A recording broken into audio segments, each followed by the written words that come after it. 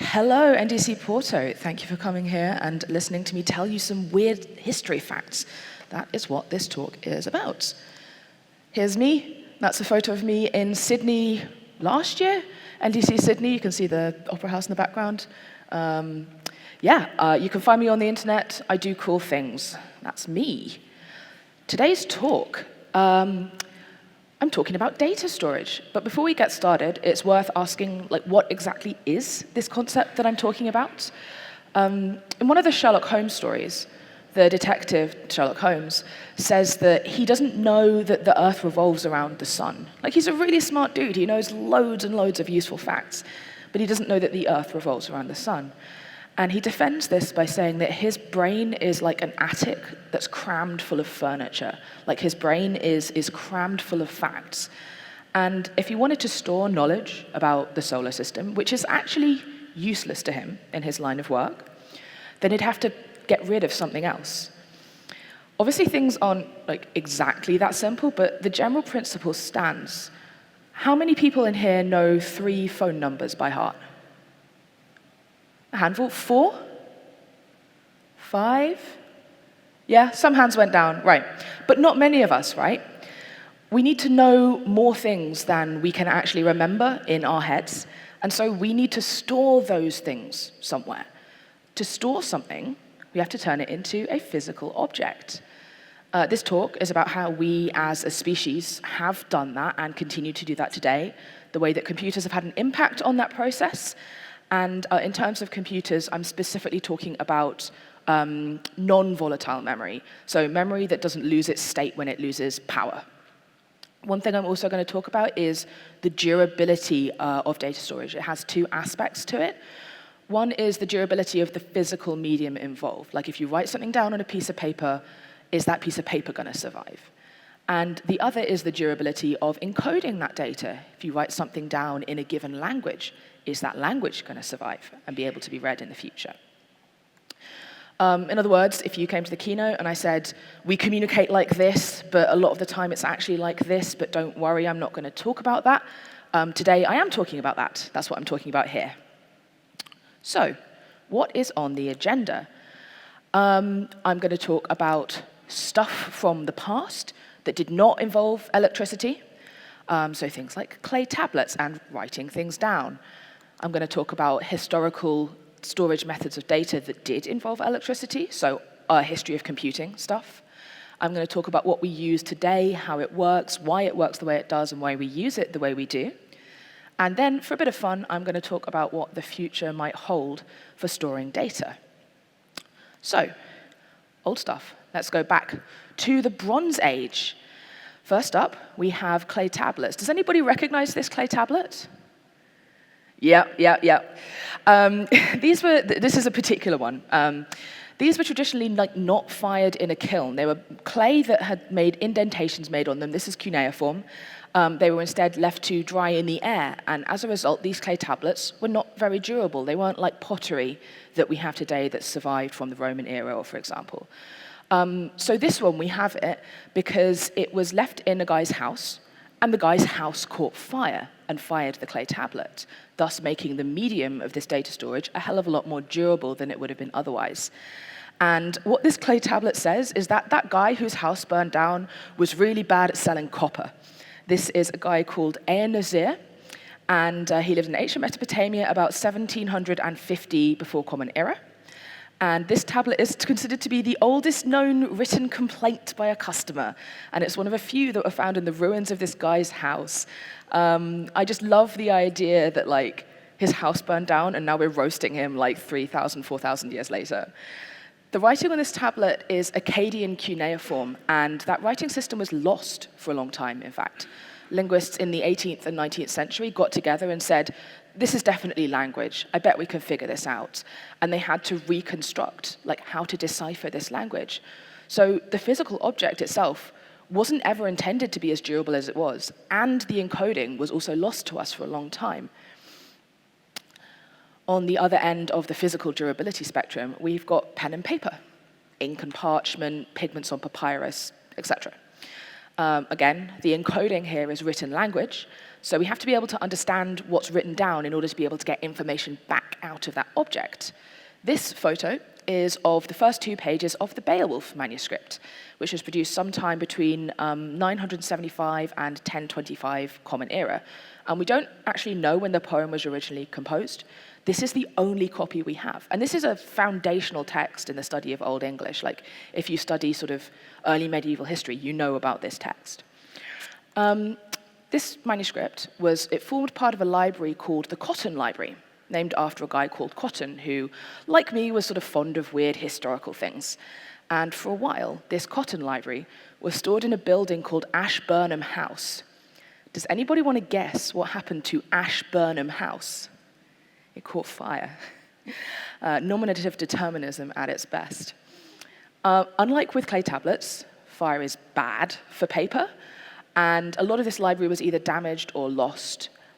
Several very important manuscripts actually were lost, and the Beowulf manuscript suffered some scorching at the time and further deterioration over time as a result.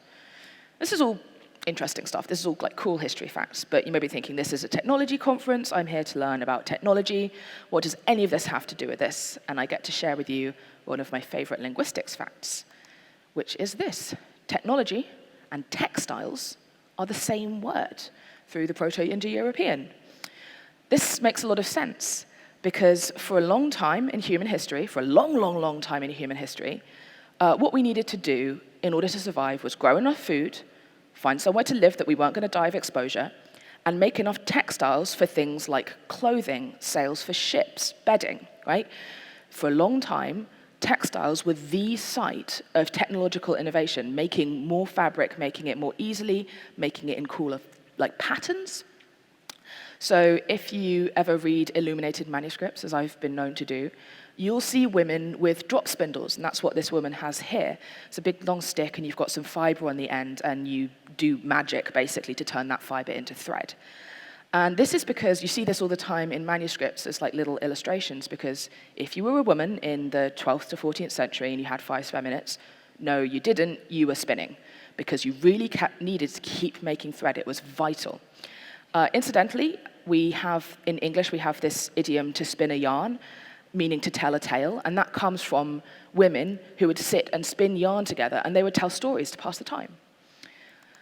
You can see that this woman here, she has a drop spindle, and then there's a cat there who's playing with the yarn, and if you do anything with yarn, if you do any kind of crafts, and you have a cat, you know that this is like painfully accurate. So, in 2nd century China, people invented the draw loom, which we can see here, and this is a machine for weaving thread into fabric. It's helped streamline fabric production enormously. And you can see that there's some very beautiful patterned fabric being made here. And humans we needed fabric, right? But humans like fancy fabrics. We like it when things are pretty as well as functional. And it turns out with a regular draw loom, you can make fabric with really complicated patterns, but it's incredibly labor intensive. So you can kind of see here that there's threads that go across and there's threads that go back and forth. And the way that fabric is made on a loom is you've got some threads that go up and down, and you separate those out into 2 halves, and then you pass some threads in between, and then you swap the threads and you do it again, and that's how fabric is made up. And if you have threads of different colors, and you very cleverly pick each time which threads go back and forth, you can create really complicated patterns. But this means for each operation of the loom, you have to have someone go and individually select which threads need to be chosen and which ones need to be left back. This is incredibly labor-intensive, it's incredibly error-prone, and it made fancy fabrics very expensive. If only we could somehow, take that pattern data, which threads need to be selected when, and sort of encode it into an object somehow. And this is where we get punch cards from. How this works is as follows. When you are separating out the threads, this is now done by loads and loads of little hooks. And the hook comes down, and it hits the punch card. If there's a hole in the punch card, the hook can go through and pick up a thread. And if there's not a hole, the hook can't go through, and the thread remains down. And this way, you programmatically select the division of the threads in your warp, which is you've got the warp and you've got the weft, and that's also where the word weaving comes from, weft, weaving. So you have encoded pattern data into an object that the machine can use, And obviously this massively lowers things like the error rate of making fancy fabrics, the time needed to do it. You can get fancy fabric much, much cheaper, and this is great. Here's some fabric woven with one of these. This is a punch card. This is a punch card loom, and these are often called jacquard looms or jacquard heads. They're named after the guy who developed the process. Joseph Marie Jacquard. This was kind of the culmination of a process of innovation in the 1700s by a lot of French artisans. And he patented a machine that could be like added on to a regular, he patented a sort of module, a plug-in for looms that you could add to give them this kind of functionality. Patterns from punch cards from the 1700s are still in use today. So big win for the data durability of those punch cards. Next thing I'm going to talk about is vinyl audio records. And that's because they're the first example of a paradigm that I'm going to sort of talk about over and over again in the rest of this talk. You have a spinning disk, and you have data encoded on it in either concentric rings or a spiral. And then you have a head, you'll see the head there, that you can position on the disk to read data off that disk as it spins. This is a really common pattern as we go on to store data in different ways, through to today. So vinyl disks have a single head, and they have a single spiral track running outwards from the center. Data is encoded on this in sort of texture, lumps and bumps. And the head is like a little needle that sort of runs over those and moves. And modern vinyl players convert that motion into electrical signal, which is then played as audio. The data here being encoded in the texture of the disk, it means that the surface of the disk is actually, because it doesn't have a protective casing built in. If any of you people are like vinyl people, if you have record players at home, you know this. Don't touch them. The grease on your fingers can damage the recording, or at least make it really difficult to clean. We get the phrase "like a broken record" from what happens sometimes if you get a scratch on a vinyl record, which it'll cause the head of as it's reading to skip back a bit and repeat the same section over and over again, like a broken record. So physically, these are pretty fragile, and they're vulnerable to things like dust, fingerprints, scratches. Film photography. I added this section this morning because I remembered that somebody in Oslo, when I gave this talk, said, "Hey, you didn't include film photography." And I was like, I didn't, my goodness. So this is the earliest film photograph, and on the left you have the actual original plate of it. Or I guess the earliest image derived from a photographic process, I suppose more accurately. On the left, you've got the original plate, and on the right, you've got a sort of recolored version of it. If you're a film photography nerd, you'll probably actually recognize this. This was created by a guy called Nicéphore Niepce, probably mangling that, in France in 1826. And what he did here was he used a camera obscura, so like a little pinhole camera, and he used that to project light from his window onto a big pewter plate, and he had coated this plate in a substance called bitumen of Judea, which is basically a photosensitive thing at the time that was available at the time, where when exposed to light, it would harden, but when it wasn't exposed to light, it remained kind of goopy. And so he did this. He exposed light onto this plate over the course of maybe 8 hours, maybe several days, estimates vary. And over time, this substance reacted to the presence of light. And so when he was done, he took the plate and he washed it, and what was left was a texture where the substance had been in the light, it had hardened and it would not wash away, but where it was dark, it was able to be washed away and created a dip in the texture on the plate. And this is the oldest sort of process, or the oldest artifact we have of using photosensitive substances to capture information about the light that was present in a given place at a time. So film photography is really interesting to me as far as data storage goes, because the encoding here has no human interpretation within it. Photons hit a substance and a chemical reaction occurs, thereby storing a representation of the light that was hitting the plate at that time. Of course, photography as an art form and a discipline obviously has bias and intent and artistry behind it.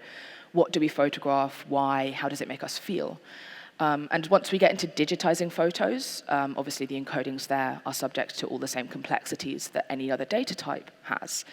But actual film photographs are exceptionally sort of faithful and unbiased representations of reality. This is a daguerreotype.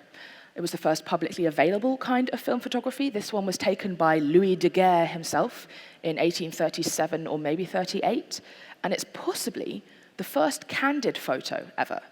If you look here, there's a guy getting his shoe shined and the person doing it. They were probably only there for about 4 or 5 minutes, because that's how long the exposure of this photo took. And they were the only ones staying relatively still over that time, so they show up on camera. Film photography has continued to progress as a discipline.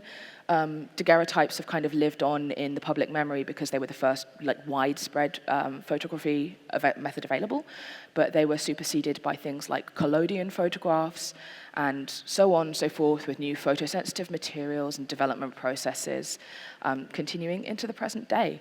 Much like vinyl, film photography is very much alive and kicking as an art form and a discipline and an interest today.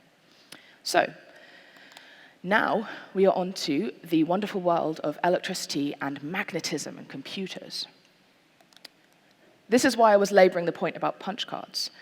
Punch cards round 2. So a guy called Herman Hollerith developed machines for tabulating census data for the 1890 US Census. And he stored this data on punch cards. He later founded a company that got merged with a few others, eventually becoming the corporation we know and love today as IBM. So the concept here is the same as with the loom. A hole in the punch card allows a connection to be made. In the case of Herman's tabulating machines, the connection was a spring that dipped down into a pool of mercury, allowing an electrical connection to be made, which is obviously very safe and normal for humans to be around for long periods of time, right? Something you might notice here is that this punch card has, can I laser? Yeah, look there, 80 characters on it. You see it over there? It's really small. This is where we get today's, what's the word I'm looking for? Sort of computing practice of using 80 characters per line in commits and code, whatever. I guess it's a standard, right? So punch cards for data input, output, and tabulation were used for a while, but they were eventually superseded by magnetic storage of various kinds, and this is what we're going to take a look at now. This is some drum memory. Now we are cooking with magnets. Magnetic storage works like this, and all magnetic storage works like this. You have some surface of magnetic material, ferromagnetic material. That's like iron, cobalt, nickel, some certain rare earth metals. And on that surface, all of these metals arranged in a crystalline structure on this surface. And you can manipulate the magnetic polarity of areas, discrete areas, on this surface to store data as binary. Positive polarity is a 1, it could be either way around, but you've got yes and no, essentially, and you can store binary data in this way. Drum memory works by, you have a cylinder of this material, and it's coated in the magnetic material. And around that drum, sort of if you imagine it as a stack of donuts, for example, you've got tracks on which data is stored. So instead of having a circle with concentric rings, it's become 3D, sort of. And data is stored and addressed in tracks around that drum. Here's another one. This one is from a Polish computer called the ZAM41. And the thing about this one is that with vinyl, right, that we saw the photo of earlier, you had one head that read from the place at one time. And if you want to change where you're reading from, it takes a bit of time to move that head around. This one, the same is true for drum memories. If you want to read from a bit of the drum, you have to physically get the head to read from that physical position. This has a lot of heads, which means that for any given part of the drum, it's much, much faster to get a head round to that point to read data off it. So more heads, faster memory access, but obviously it's more expensive to manufacture and to maintain. The time that's taken between, I want to read from this bit of memory and I'm actually able to because the head has moved, is called seek time, and you want to minimize seek time generally. It's really important if you are using this memory as your computer's sort of primary memory, the equivalent of RAM, right? Because if you've got a longer seek time, your computer is just slower at everything that it does. And these often were used for the computer's primary working memory early in their history. Here is what superseded them, at least for working memory of computers. This is magnetic core memory. And this was the dominant form of like random access memory for decades. And it was so ubiquitous that it was just referred to as core memory or core. You've got rings of magnetic material, and they represent bits, essentially. And you've got wires running through, and you've got this sort of grid of wires that run through them. And by running current through those wires, you can change the magnetization of these rings, again, representing ones or zeros. However, reading from a core in this, if you want to learn about the state of a given ring, it also wipes that state. It's what's called destructive readout. So you can't read memory from this. You can't copy memory from this. You can only read it, and then once you've read it, the core no longer has that state anymore. One neat fact about this memory is that it was actually more efficient to run it hot. This was heated rather than cooled in order to make it more efficient. The constraint here to make it more efficient is that you need a consistent temperature, not necessarily a low one, and it's easier to heat things up to a given temperature than to cool them down. So if your computer's running too hot at home, maybe put some core memory in it, make it a little bit, take advantage of all of that extra heat. Using smaller and smaller cores over time, people were able to get better and better data density and make them sort of more efficient per space. Until manufacturing it became so labor-intensive that it was eventually superseded by various things. So for working memory of a computer, it was superseded by RAM that we have today, which I'm not covering in this talk because it is volatile. This is not volatile. If it loses power, all of those rings retain their magnetization. And this is where we get the phrase core dump, because if your computer had a fault and shut off and you lost power, the working memory state would still be readable here, right? Because just because it's lost electricity doesn't mean that the magnetization of those rings changes. So this is sort of the equivalent of RAM for the 60s and 70s, but without the limitation that RAM has to be powered in order to maintain its state, which I think is really cool. This is one of my favorite ones. This is core rope memory. This is actually a piece of software here. Core rope memory was a form of read-only memory. So the process of writing to this memory is done during its construction. The topology of the wires, how those wires are threaded through the cores in and around each other, encodes data and encodes ones and zeros, essentially.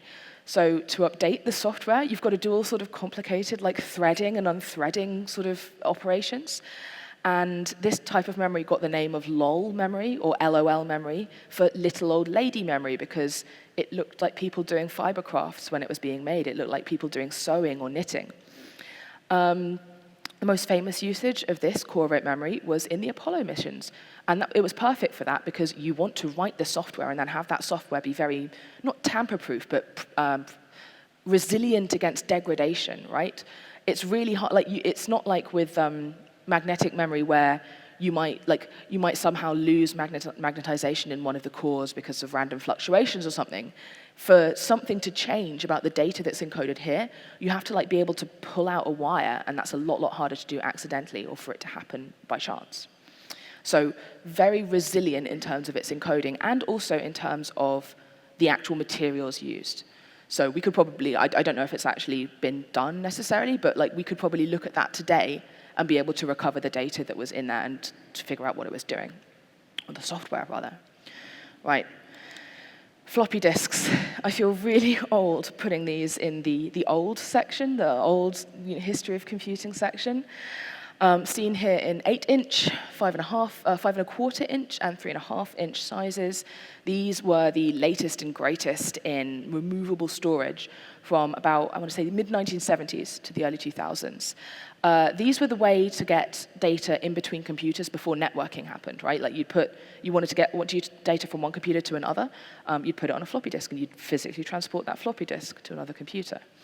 So they're called floppy disks because the insides of these plastic cases is a floppy magnetic storage medium. Like drum memory, vinyl memory, they use the spinning disk method. So the disk spins around and then something reads off it as that disk spins. Here is what the inside of a floppy disk is like. This is a naked floppy disk. It feels kind of weird to look at it. This is a 3.5-inch floppy disk. And if you picked that up and shook it, it will go boop, boop, boop, boop. So floppy disks. This is what the inside of a floppy disk looks like much closer up. This was imaged with a magnetic field camera, which is essentially reading magnetic charge rather than light. And the bright and dark parts here on these are the tracks. So when I said that it's a disk that's spinning and you've got data encoded on tracks in a circle or in a spiral around, that's what you're seeing here. And you can see it's kind of curved like this, but obviously far, far more subtle, right? And that's because what we're looking at here is a real close-up of a spiral. And those are the tracks, and the light and dark areas represent ones and zeros encoded onto the surface with magnetism. I think this is really cool that we can see that. Obviously, this means that floppy disks are very vulnerable to magnets. If you bring a magnet near your floppy disk, you will wipe the data on it because you will undo all of that magnetization that's happened of the magnetic storage medium. One neat thing about floppy disks and spinning disks in general is that, or one interesting thing is, so memory was addressed often by sector, and this is a sector, like a pizza slice, of a floppy disk. And because it was also addressed by track, so here you can see like two tracks and sort of, like one here and one here, two tracks of memory, and data would be stored like going around here, right, and around here. And on these two sections of these two tracks, it would take the same amount of time for the disk to spin through that angle. It has a constant angular momentum, or angular velocity. And so you could store the same amount of data on each of these two sections because it takes the same amount of time to spin through them, and it's, your disk is reading like 1 bit every unit time. So that means that the way you have to store data on this floppy disk is actually like this. It's much more spread out at the top than it is at the bottom. And this means that data density at the edge of your disk is way worse. You're storing far less information per space on your disk, which is not great. Like, that's an inefficient usage of this magnetic material. Now, Apple, I think it was, early Macintosh computers had a stab at developing a method where the disks span at different speeds depending on where on the disk you are reading from, so that at the outer edge, it would spin much more slowly, allowing you to read more dense data at that edge. And this worked. You can get this to work. But the issue was that it was really expensive to do this. It was expensive to manufacture the drives needed to read and write to floppy disks in this way. And a floppy disk that had been written in that way could then not be read on any other computer that wasn't using that method. It never caught on, and Apple just stopped making them. It was too expensive to do it, and nobody wanted it enough. So eventually, we've stuck with the constant angular velocity model. And this, I believe, is pretty much true of spinning disks in general as we go forward. I mentioned before computing environments were regularly networked. This was the way to transmit data between devices. Of course, this legacy lives on with the floppy disks being used as the save icon. When I was writing this talk earlier this year, I had a bunch of people come up to me. I got stickers made, which I don't have with me today, unfortunately, but I got stickers made of the floppy disk. And a bunch of people came up to me and made the joke of, haha, why did you get the save icon made into a sticker? Like 17 people or something made that joke to me. And we sort of think of kids these days only knowing of floppy disks as that legacy of the save icon. I mean, eventually all good things must come to an end. Data storage formats became more effective in terms of speed, cost of manufacture, and density of storage. So in February 2003, Dell announced that they would no longer pre-install floppy disk drives on their flagship home computer models. It's still available upon request, but you no longer got it by default. And by 2007, only 2% of computers sold in stores had built-in drives. This is an article from 2019. So until 2019, the US nuclear weapons no longer need floppy disks. So they are, they're coming to an end. And while, this makes me really sad, and, if you're the same, if your heart's been aching but you're too shy to say it, don't worry. Floppy disks aren't quite dead yet. I went on Amazon a while ago, and I had a look at some of the adapters that are available for floppy disks. I couldn't find one for USB-C connectors, so if you've got a MacBook, you're going to have to use another adapter. But obviously, if you have a MacBook, you live and die by your adapters. I've been there. But you can get USB-A floppy adapters for at least 3.5 and 5.25 disks. So if you have floppy disks and you desperately want to get the data off them before it's too late, you can still do that. Wikipedia's term for sort of technologies that are in this kind of period of their life is obsolescent, like becoming obsolete, which I think is a great word. So we are now into the modern day. So I'm going to talk about stuff that we actually use today. Before we do that, I am going to take a drink of water because, whew. Has anybody here never used a floppy disk?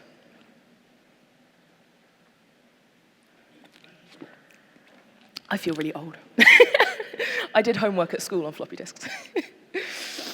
Listen, it's only going to become more and more of a thing as we go on. Right, current stuff. Optical media, more spinning disks. So you might think that this is also kind of obsolescent. Like, I don't know anybody who really listens to music on these any at the moment. Does anyone here have like a tower PC with an optical drive in it? Like one, right? Cool, good. Does anyone have a gaming console with a CD drive in it? Yeah, so they're still around, right? That's why they're not obsolete yet, is because the gaming, like the flagship consoles, still have these. I think they're beginning to be phased out in favor of digital formats, or like, download digital sort of versions of games. I'm a physical medium person. I play on the Switch, and I get the little cartridges because I don't trust myself not to, I don't know, put a magnet too close to my Switch and it deletes on my game. I know that's not how it works. But yeah, so these are still around, and I'm grouping a bunch of things together under this category. So we've got things like Laserdisc, CD-ROMs, writable CDs, DVDs, Blu-rays, all of these things. They basically function very, very similarly. They all use the same paradigm as vinyls and floppy disks and drum memory. You've got something spins round and a head that reads data off it that's been encoded in circles or spirals. So on optical disks, oh my gosh, that's a heck of an image that's happened there. Data is encoded with bumps and dips on a polycarbonate. You don't need to look at any of the words there. The main middle bit is the bit that you need. Ignore all the pink. Bumps and dips on a polycarbonate layer. So that's the sort of cream layer there. And then on top of that layer, you've got like a reflective magnetic material, usually aluminium.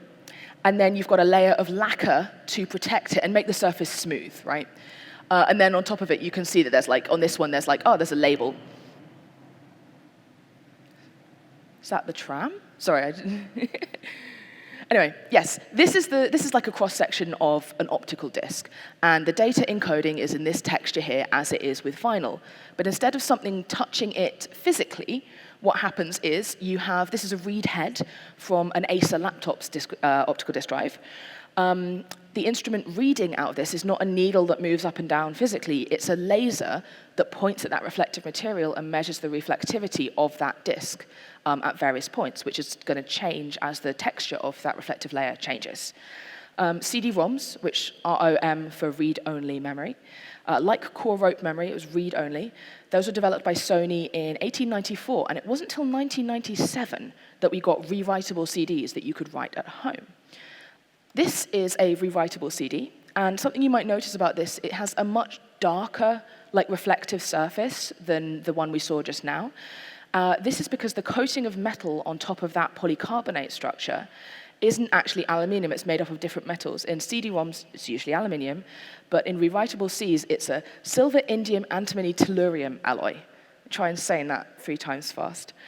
And what this does is it allows that laser diode in your computer to actually melt that layer with an intense enough laser, which is not actually that intense with this particular alloy. It allows it to melt that layer and reduce its reflectivity. It turns it from this nice, shiny, crystalline structure into something a bit more like goop that then solidifies and is not as reflective. And now that non-reflective bump spot is read in the same way as if it changes the way that the disk is read, even though the texture hasn't changed, because you're actually using reflectivity as the measure of what's being encoded there. But once you had done that once to a given bit, you couldn't return it to its crystalline structure without doing something a lot more, like you couldn't do it in the same sort of precise, specific way. You had to heat up the entire disk and let it cool down in order to return it to its original state. And that is what is called burning a CD. You had to heat up the CD and erase all the data at once. You couldn't sort of rewrite to this disk, you'd only write once. Reading data out of optical disk drives it requires that surface to be visible to the laser that reads out of it. Unlike floppy disk drives, optical disks don't come with like a plastic coating, a plastic casing that stays on them the entire time. So it means it's much more easy for them to get scratched, just like a vinyl. If they get fingerprints all over them, anybody who's used CDs to like listen to music or watch DVDs or something has probably encountered this. Like you get problems with it if you've covered in fingerprints. You can also physically break them in quite dramatic ways. This is a still from a video by the Slow-Mo guys, and they shattered a CD by spinning it really, really, really fast and then recording it with state-of-the-art camera, slow-motion cameras, or at least what was state-of-the-art back in 2015, I think this was. And I've never broken a CD quite this dramatically, but one thing that's important, like one thing that's interesting here is that like with some analog data formats, physical breakage like this isn't necessarily unrecoverable. If I rip up a piece of paper, I can maybe piece it back together and read the writing on it. With a punch card, I could maybe, try and piece together what was going on even over the bit that got torn. But with this, because the data is addressed by tracks and it's just completely unrecoverable if this happens to if it happens to a CD, which I think is interesting. It's just the different ways that the ways that things can physically break can impact the way that we've stored data within those objects. So, magnetic tape storage. Here we have an example of a data storage medium which is not random access. So you go on, it has a non-constant seek time. So even with CDs or vinyl, right, there's kind of a maximum of how long it's going to take to get to any one bit of the disk, and that maximum is reasonably short, right? You can't access any particular bit of a magnetic tape in roughly linear time. Like, if you can only scroll forwards and you want to go back 5 seconds, you have to scroll through the whole thing again and again. Or, if you're at 75% of the way through a movie on VHS and you want to go back to the first quarter, that's going to take you a long time. So that's one really big difference in the way that we store data on magnetic tapes and therefore the way that we use them in industry. So tapes are made of ferromagnetic material. We all know how this goes by now. Magnetize the material, ones and zeros. And the hardware that reads and writes the tapes is called a tape drive. Here are some of the earliest, what is this? This is the UNIVAC, is it? Yes, this is the UNIVAC. This is the first magnetic tapes that were used to record computer data in 1951.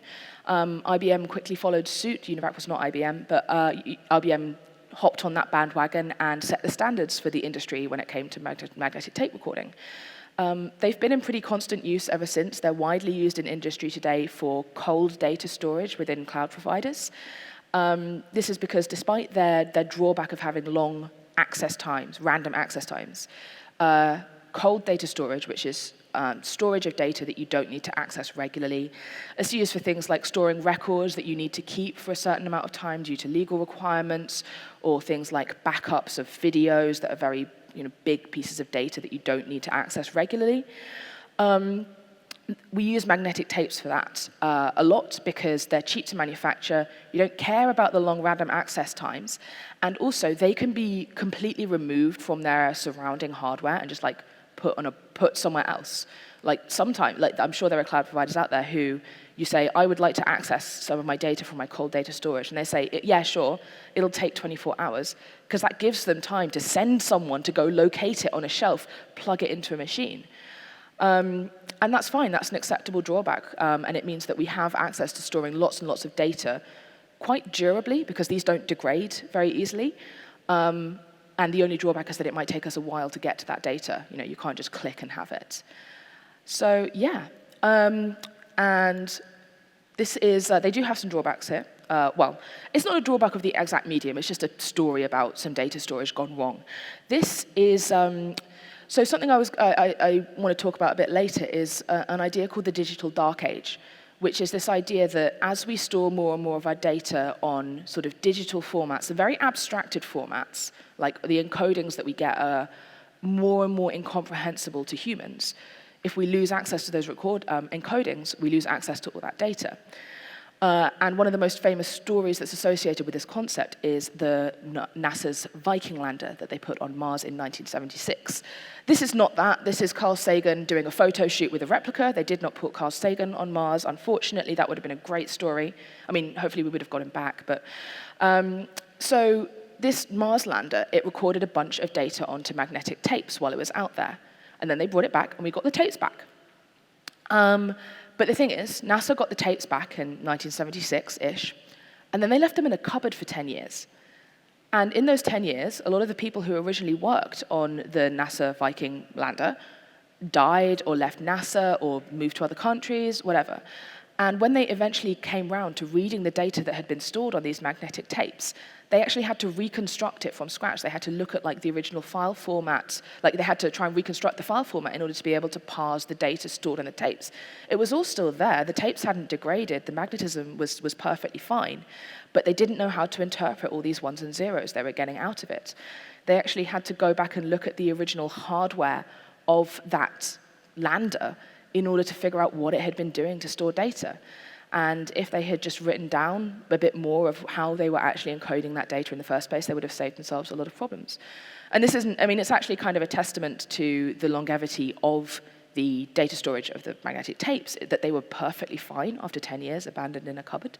It was human error, not it wasn't any fault of the magnetic tapes themselves. But it goes to show that, you need both halves for data durability. You need the actual medium to stick around, but you also need to be able to read that data in the future for it to be worth anything. Right, even more spinning disks. These are hard drive disks. We all know them, we use them, love them. You get them built into most personal computers these days, unless you are an SSD-only person. You can get external ones. I think the most, the biggest ones that you can get commercially are about 26 terabytes, I think. 20 to 26, reports vary. I've definitely seen 20 terabytes ones out there on Amazon. You can get those and fill them with lots of pirated media. These work using the same paradigm as floppy disks, spinning disk, magnetization, and there are a couple interesting things about hard drives, though. So these are some of the first hard drives. It was IBM who pioneered these. The first came out in 1957, so 6 years after that UNIVAC with the magnetic tape storage. And these stored 3.75 meg of data each. In the photo above, you can see two of them. It was 3.75 meg of data, each of them. They each had 52 spinning disks in them and one arm that held 2 read-write heads. So the seek times were pretty long on these. IBM kept iterating and improving on this design, and they briefly flirted with a head that had like one read-write head per disk, so very short seek times, but again, this was too expensive and they didn't keep doing it. Incredibly expensive. Over the 1980s, hard drive disks went from being kind of like a new, shiny, futuristic toy to being just standard issue in every PC that you bought. So this is one of my favorite things, modern hard drives have got to the stage where the areas of the disks that are being magnetized are so tiny that they risk losing that magnetic state due to an effect known as superparamagnetism, whereby heat can cause magnetized material to just flip its polarity in areas smaller than 50 nanometers. So for reference, the thickness of a piece of copy paper is anywhere between 70,000 and 180,000 nanometers thick, where the areas that we're talking about here are 50 nanometers. So we're talking tiny, absolutely tiny. In order to counter this, modern hard drives, the magnetic layers, they actually have 2 magnetic layers separated by 3 atoms of ruthenium, which is non-magnetic. And then they have 2 magnetic plates polarized oppositely so that they stick together and reinforce each other. And this is enough to counter this sort of random, I think essentially quantum effect or superparamagnetism. I just love the fact that we've made our hard drive so small that the universe doesn't like it. Like, that's so cool. I used to work at a cloud storage, a cloud service provider, and we had cold data storage. And when I started working there, I assumed that it was magnetic tapes, but it's not. The cloud provider is called Scaleway, and they actually use hard drives for their cold storage. This is their data bunker underneath Paris. It's like an old nuclear bunker that they bought and have turned into their cold data storage facility. I don't know how close it is to the catacombs that run underneath Paris, but I've never been there. It's like super locked down. These are the only 2 photos of it that's really available. And what's interesting about the hard drives that they use in this storage facility is that normally when you record data onto a hard drive, what will be done in your computer or in any external hard drive that you get, the recording method is something called parallel magnetic recording, and this uses the same area on the disk for reading and writing. But actually, you don't need as much space to read off the disk as you do to write to the disk. It's like you're painting with a really wide paintbrush, but you actually only need to look at a little bit of that stripe in order to know what the color is.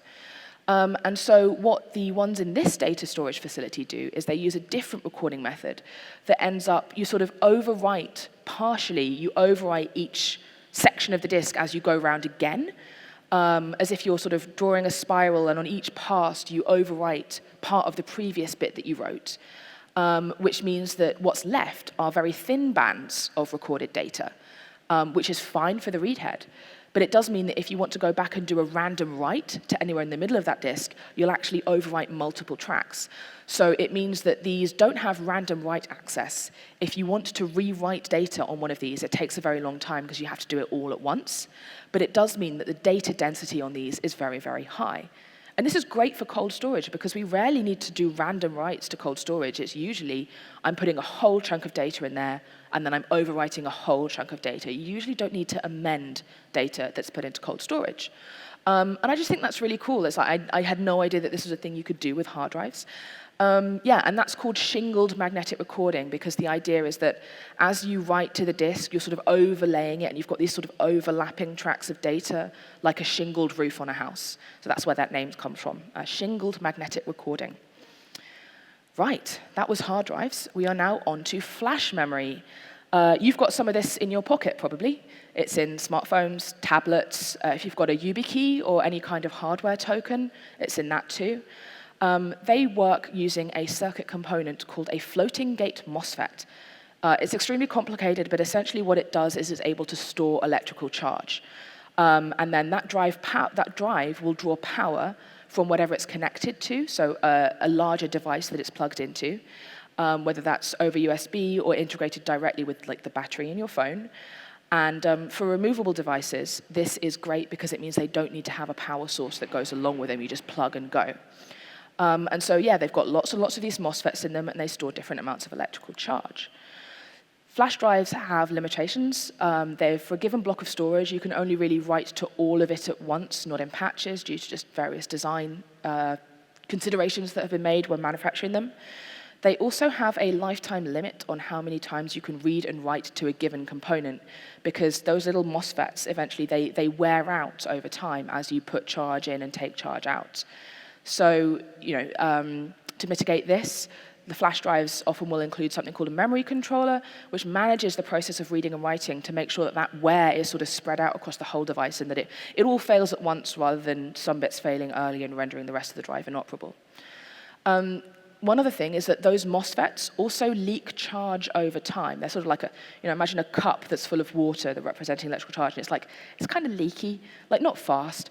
But if you had a USB and you put some data on it, and then you left it in a drawer for 10 years, like NASA did with the Viking lander tapes, you'll be able to plug it into a USB-A port today, but you might not be able to read the data out. It might be a little bit garbled. Hard drives don't have this limitation.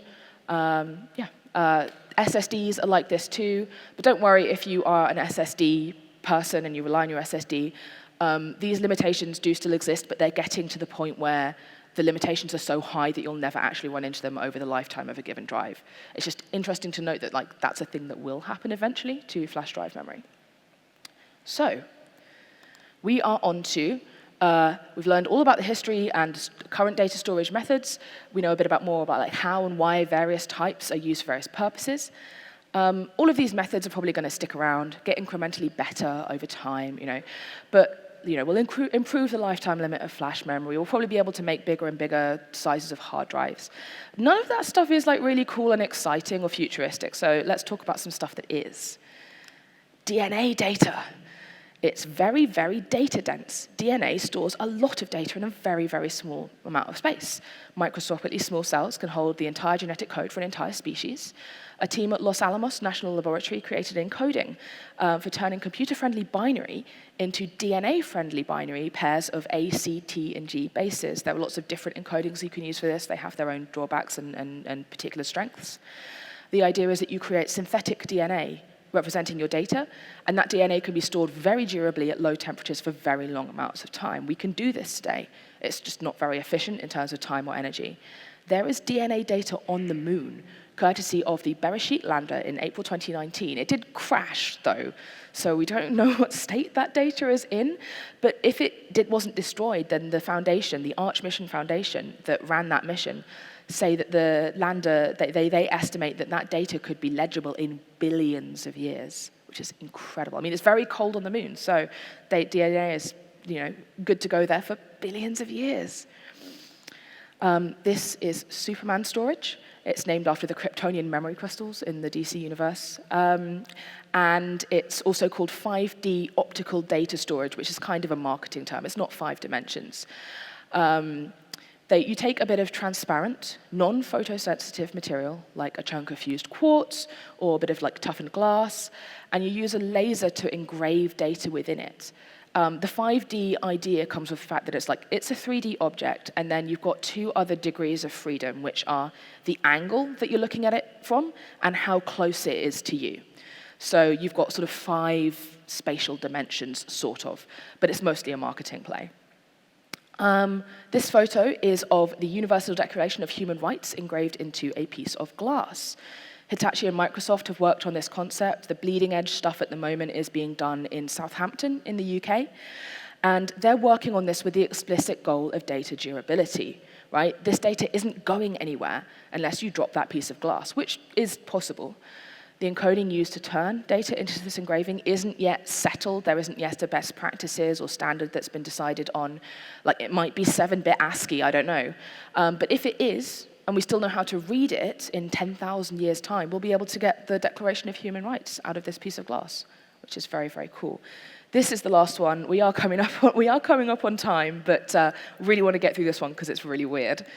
I'm going to talk to you about time crystals. Do we have any condensed matter physicists in the room? Cool, good. This up here isn't a time crystal. There are no good photos of them, unfortunately. This is a space crystal, and you probably have some of this in your pocket along with your flash memory.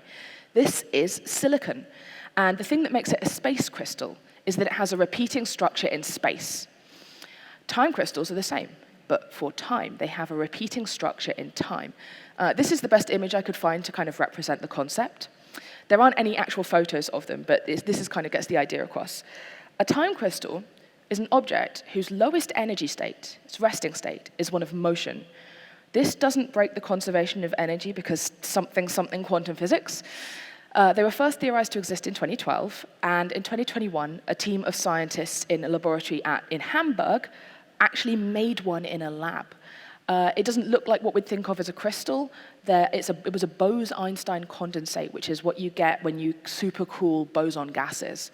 I hate it when I open my freezer and I've made a Bose-Einstein condensate again. The reason they're in this talk is because some very clever people think that we might be able to use them as memory storage for quantum computers. That's currently an open problem. I don't know if anybody came to the quantum computing and cryptography talk yesterday. Really fascinating stuff. Catch it on YouTube when it's out. But Philip talked about something called the cloning theorem in quantum mechanics, which states that you cannot copy quantum state, right? You can only transfer it.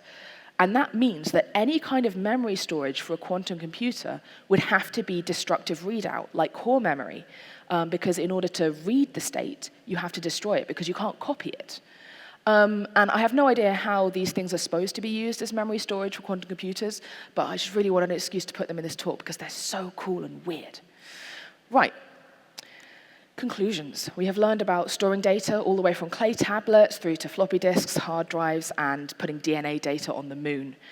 It's been a very incomplete and whistle-stop tour, and most of what I wanted to impart with this is that humans are endlessly weird and creative, and we're very good at making increasingly complicated hardware.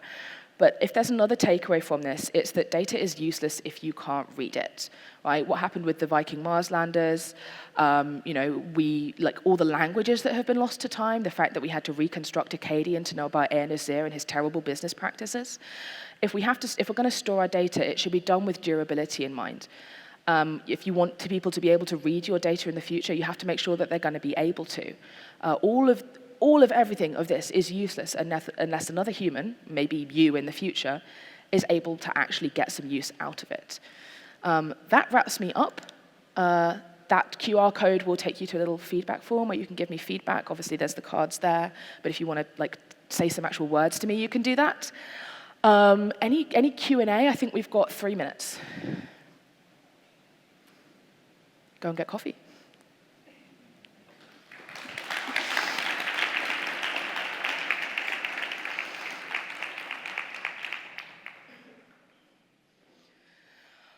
I've never had it run that long before.